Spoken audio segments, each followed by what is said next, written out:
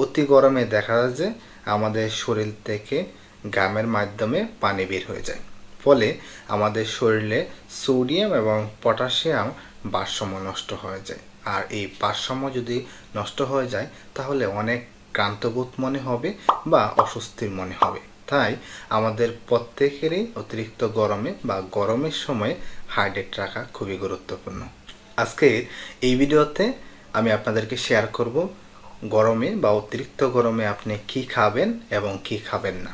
প্রথমে আমরা জানব কোন কোন খাবারগুলো আমাদের স্বাস্থ্যের জন্য খুবই গুরুত্বপূর্ণ, এবং ভিডিও শেষে আপনাদেরকে জানাবো যে কোন খাবারগুলো আমাদের স্বাস্থ্যের জন্য ক্ষতিকর বা কোন খাবার গরমের সময় খাওয়া যাবে না।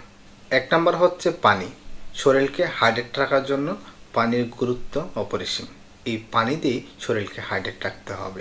তাই প্রত্যেক দিন বয়সভেদে 2 থেকে 3 লিটার পানি পান করতে হবে প্রত্যেক অ্যাডাল্টদেরকে। এছাড়াও আপনি ডাবের পানি খেতে পারেন, শরবত খেতে পারেন। শরবতের ক্ষেত্রে আপনি বিভিন্ন ফলের রস দিয়ে শরবত খেতে পারেন বা হালকা লেবু জল করেও শরবত খেতে পারেন, যা আপনাকে হাইড্রেট রাখবে, শরীরে ক্লান্তবোধ দূর করবে এবং এনার্জি ফিরে পেতে সাহায্য করবে। 2 নম্বর হচ্ছে সবজি।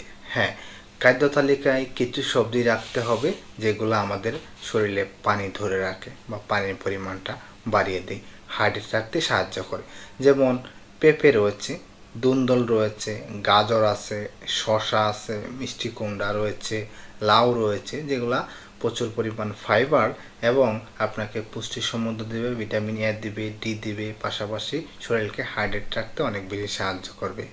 এছাড়াও এই গরমে আপনি টক ডাল বা সজনের ডাল খেতে পারেন, যা আপনার শরীরকে ঠান্ডা রাখবে বা কাজে কর্মে মন বসাতে সাহায্য করবে এবং শরীরকে হাইড্রেট রাখবে। 3 নম্বর হচ্ছে কিছু গরমের ফল রয়েছে যেটাকে আমরা বলি মৌসুমি ফল। এই মৌসুমি ফলগুলা খেতে পারেন। এর মধ্যে বিশেষ করে তরমুজ খুবই গুরুত্বপূর্ণ, বাজারে অ্যাভেলেবেল পাওয়া যায়। সেটা শরবত করে খেতে পারেন বা এমনিতেও খেতে পারেন, যা আপনার শরীরের পানি ধারণ করতে সাহায্য করবে এবং হাইড্রেট রাখতে সাহায্য করবে। তাছাড়াও এই সিজনে প্রচুর আম রয়েছে, আপনি কাঁচা আমের ভর্তা খেতে পারেন বা কাঁচা আম চিবিয়ে খেতে পারেন, যা আপনাকে সুস্থ রাখতে বা অতি গরম থেকে বাঁচিয়ে রাখতে অনেক বেশি সাহায্য করবে। এছাড়াও শরবতের ক্ষেত্রে আপনি বেলের শরবত খেতে পারেন, আখের রস খেতে পারেন। বেলের শরবত আপনার পাকস্থলী অনেক বেশি ঠান্ডা রাখবে, স্টমাক ঠান্ডা রাখবে বা সারাদিন শরীরটা একটা শীতল শীতল ভাব রাখবে। অতিমাত্রায় গরমেও আপনি অনেকটা ক্লান্ত বোধ করবেন না। এখন আসি হলো কোন কোন খাবারগুলা গরমের সিজনে আপনার খাওয়া উচিত নয়, যে খাবারগুলা খেলে আপনার অস্বস্তিকর লাগতে পারে বা কাজে কর্মে ঠিক মতন মন বসবে না।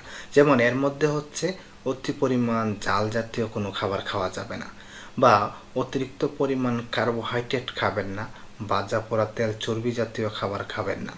বিশেষ করে দেখা যায় আমরা এই অতি পরিমাণ ক্লান্ত হয়ে যাওয়ার পরে পানি পিপাসা পাই।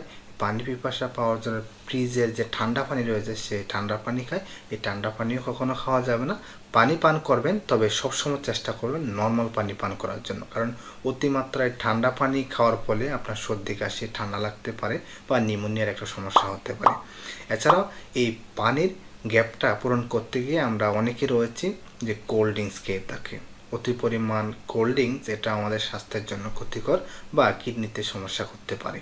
খাবারের সাথে চেষ্টা করবেন সবসময় পাতলা ঝোল জাতীয় খাবার, প্রচুর পরিমাণ টক খেতে পারেন, সাথে ফলমূল শাকসবজি রয়েছে, এগুলো খান। এই গরমে আপনাকে অনেক বেশি স্বস্তি দিবে। ধন্যবাদ সকলকে। এই ছিল আজকের মতো ভিডিও। সকলে ভালো থাকবেন, সুস্থ থাকবেন। পরিবেশন থাকলে ভিডিওটা শেয়ার করে সাবস্ক্রাইব করে অবশ্যই আমাদের পাশেই থাকবেন।